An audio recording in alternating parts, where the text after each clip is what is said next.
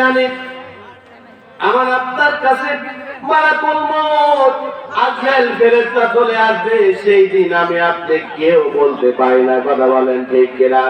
আমার ভাইরা, হযরতে আলী রাদিয়াল্লাহু আনহু কবরবাসী থেকে লক্ষ্য করে বললেন, ও কবরবাসীরা, তোমরা শুনে রাখো, ইয়া আহলাল কুবুরি আমওয়ালুকুম কুসিমাত ওয়া দিয়ারুকুম সুকিনাত ওয়া নিসাউকুম সুয়্যিদাত ওয়া আওলাদুকুম মুহররিমাত। জোরে বলি আল্লাহু আকবার।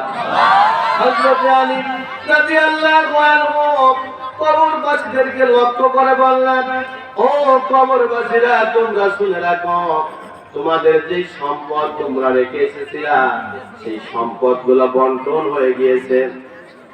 তোমাদের যে ঘরগুলো রেখে এসেছিলাম, সেই ঘরগুলো বন্টন হয়েছে। তোমাদের স্ত্রীরা, সহধর্মিণীরা, তারা অন্য একটা পুরুষকে বিয়ে করে সংসার করতেছে।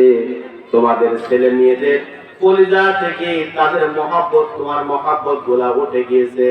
আমার ভাইরা, তাহলে যে সম্পদ আমরা রেখে আসলাম, আল্লাহ রাব্বুল আলামিন বলতেছেন, ইন্নামা আমওয়ালুকুম ওয়া আওলাদুকুম ফিতনা।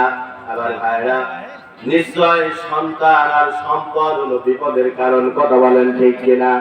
আমার ভাইরা, যে সন্তান আপনি রেখে যাচ্ছেন, এই সন্তান যদি আপনার ভালো হয়, এই সন্তান যদি আপনার দ্বীন শেখে, এই সন্তানের মধ্যে যদি আল্লাহর কোরআন থাকে, এই সন্তানের মধ্যে যদি আল্লাহর ভয় থাকে, এই সন্তানের দ্বারা কখনো কোনোদিন চুরি হবে না। কথা বলেন ঠিক কিনা?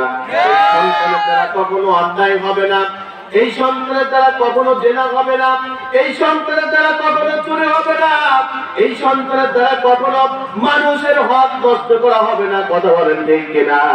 এই সন্তানের দ্বারা কখনো কোনোদিন কলমের খোসা দিয়ে লক্ষ লক্ষ টাকা আত্মসাৎ করা হবে না। চিৎকার দিয়ে বলেন ঠিক কিনা?